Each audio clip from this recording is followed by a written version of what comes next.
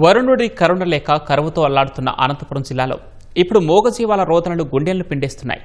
El Niño తీవ్ర ప్రభావంతో గడ్డిపోచ దొరక్క పశువులు బక్కచిక్కిపోతున్నాయి. మేత కోసం 10 కిలోమీటర్లు తిరిగినా ఫలితం లేక పాడి రైతులు పశువులను సంతల్లో తెగనమ్ముకుంటున్నారు. కొంతమంది కబేలాలకు తరలిస్తున్నారు. రానున్న రోజుల్లో పరిస్థితి మరింత దిగజారకముందే ప్రభుత్వం పశుగ్రాసాన్ని పూర్తి రాయితీపై అందించాలని కాపరులు కోరుతున్నారు. ఉమ్మడి అనంతపురం జిల్లాలో సూపర్ ఎల్నినో పశుగ్రాసంపై తీవ్ర ప్రభావం చూపుతోంది. మేత కొరత పాడి రైతులకు, గొర్రెల కాపర్లకు సమస్యగా మారింది. వరుస కరువులతో వ్యవసాయం కలిసిరాక పశుపోషణ, గొర్రెల పెంపకాన్ని చాలామంది జీవనాధారంగా మార్చుకున్నారు.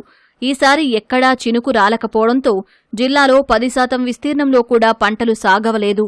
దీనికి తోడు జూన్లో వర్షాలు లేక మైదానాల్లో గడ్డి కూడా మొలవలేదు.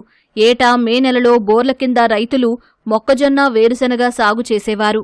ఈసారి అధిక ఉష్ణోగ్రతలతో ఫిబ్రవరిలోనే జిల్లాలోని 60% బోర్లు ఎండిపోయాయి. వర్షాభావం వల్ల పశుగ్రాసానికి ఇబ్బందిగా మారింది. గడ్డి లేక పశువులు, గొర్రెలు, మేకల డొక్కలు ఎండిపోయి కనిపిస్తున్నాయని కాపర్లు వాపోతున్నారు. మాకు మేత లేదు, ఏం లేదు. కొండల్లో గుట్టల్లో పోవాలా, వాన అనేది పడలా. ఏం చెనికట్టి కొనాలంటే 30-40 వేలు అవుతుంది సార్. మేము ఇప్పుడు కాలంలో కొనలేము. అప్పటికప్పుడు జరిగేది మా కష్టం అవుతుంది ఇప్పుడు. అందుకని ఏదో కొండల్లో గుట్టల్లో మేపుకుంటాము. ఆ కొండల్లో గుట్టల్లో కూడా వాన పడలా, ఏం చేయలేదు అనేది మాకు పరిస్థితి ఇట్లా జరుగుతుంది. వర్షం లేదు సార్, మాకల్లా ఏం లేదు. కొండలన్నీ ఖాళీగా అయిపోయినాయి, వర్షం రాలా. నాకు 70 జీవాలు ఉన్నాయి. పిల్లలు భార్య వదిలేసి వచ్చిన వంటిగా చెమ్మడుకుంటానా. 40 కిలోమీటర్ల పైన వచ్చి ఇక్కడే ఉన్నా, వంటిగానే ఉన్నా. వర్షం పడే వరకు కదిలికొండ కల్లా మేపుకుంటాం. గొర్రెలకి మేత ఉరవేలేదు. ఫారెస్ట్ లేకపోతే చిరుతలు కాటము. ఈ చేనుల్లో చూస్తే రైతులు రగడి చేస్తారు. జీవాలు ఎక్కడ తోలుకొని పైకి చాలా ఇబ్బందిగా ఉంది. వర్షం చూస్తే లేదు. ఈ పాటికి మోకాళ్ళంత పొడవు పెరగాల్సిందే, దుమ్ము కానీ లేదు ఇక్కడ. ఉమ్మడి అనంతపురం జిల్లాలో 7.2 లక్షల పశువులు, గొర్రెలు, మేకలు 45 లక్షల వరకు ఉన్నాయి. తీవ్ర వర్షాభావంతో మందల్లోని కొన్ని జీవాలను బెంగళూరు, పాలమూరు మార్కెట్లలో విక్రయించాల్సి వస్తోందని కాపర్లు వాపోతున్నారు. కొందరు అనంతపురం జిల్లా సరిహద్దుల్లోని కర్ణాటక గ్రామాల నుంచి పశుగ్రాసం కొంటున్నారు. వీటి ధరలు భారీగా పెరిగాయని, పశుపోషణ గిట్టుబాటు కావడం లేదని వాపోతున్నారు. ఈత ఎడన కొనుక్కొచ్చామంటే అది ఎడన ఇంత గుడ్డు పెట్టుకుంటే దిక్కాపట్ట రేట్లు చెప్తా ఉండరు. ఎంత అన్నా కానీ అంటే పెడతాము, దుడ్లు గడ్డి సిక్కుదు మాకి. ఆ గడ్డి సిక్కుని దానికి జీవాలు అంబో అని వస్తా ఉండి ఏడవ తింటే అట్లా మంత్రిచేది ఊరికేది.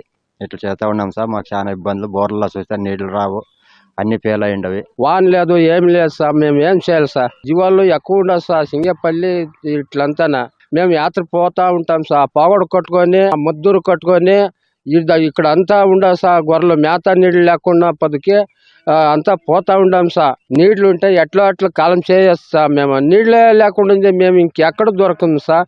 మాకు వర్షం లేదు సార్. జూలై నుంచి పడాల్సింది ఆగస్టు వరకు లేదు. చాలా ఇబ్బందిగా ఉంది. గడ్డి మేపుకునేకి ఇబ్బందిగా ఉంది. పగులల్లా మేపుకురాలా ఇబ్బందిగా ఉంది. దయచేసి మాకేమన్నా గవర్నమెంట్ సాయం చేయాల్సిందిగా మనవి చేసుకుంటాం. జిల్లాలో పాడి రైతులను ఆదుకునేందుకు ప్రభుత్వం పశుసంవర్ధక శాఖ ద్వారా పలు పథకాలు అమలు చేస్తోంది. 50% రాయితీతో 550 రూపాయలకు 50 కేజీల దాణా ఇస్తోంది.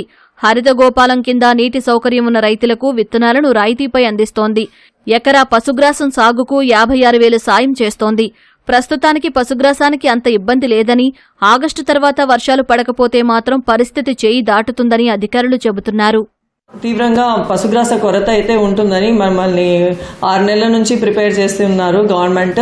దీంట్లో భాగంగానే 6 నెలల్లో వీటికి ఎంత మేత కావాలి అని మనము అంచనా అయితే వేశాము.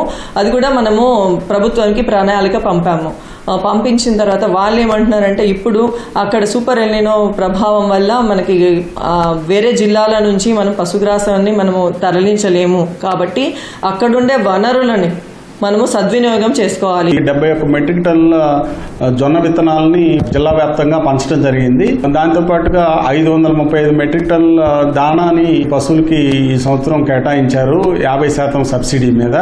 జొన్న విత్తనాలు కూడా 75% సబ్సిడీ మీద మనకి ఇస్తా ఉన్నారు. కాబట్టి వీటిని ఉపయోగించుకోమని చెప్తా ఉన్నాము.